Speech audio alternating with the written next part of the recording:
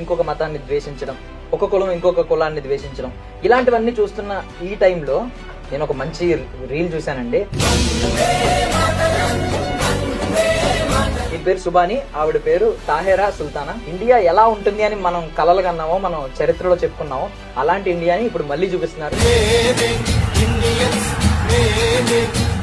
సమాజం చెడిపోతున్నా అవి ఏం మనసులో పెట్టుకోకుండా భలే ఉన్నారు. అసలు అద్భుతం.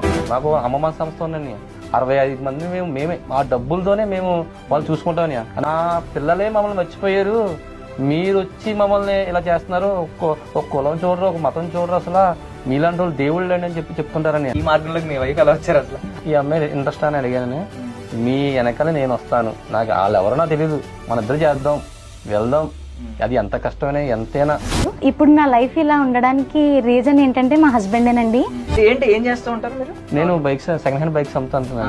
మా మావయ్య షాప్ లో నేను పని చేసుకుంటానని 32,000 అలాగా నెలకు అలా వస్తుంటాయని, ఆ డబ్బులతో చేస్తానని, అంతేనని. హిందువులు గానీ, ముస్లింలు గానీ, క్రైస్తవులు గానీ ఒకరినొకరు తిట్టుకుంటున్న వీడియోలు చాలా ట్రెండ్ అవుతున్నాయి. అలాంటి వీడియోలు చూసినప్పుడు ఏమనిపిస్తుంది? అంటే కుల మతాలు అనేది భేదం ఏం లేదండి, మనుషులందరూ ఒకటైనప్పుడు ఇలా ఎందుకు తిట్టుకుంటున్నారని మాకు బాధేస్తుంది. మీరు చెప్తే నంబర్ అని 3 లక్షల పైన వచ్చినాయి డబ్బులు. నేను ముస్లిం, నేను క్రిస్టియన్, నేను హిందూ అని చూడలేదని, నన్ను నమ్మి ఆ బాబుని చూసి ఇచ్చారని, అది చాలని నాకు.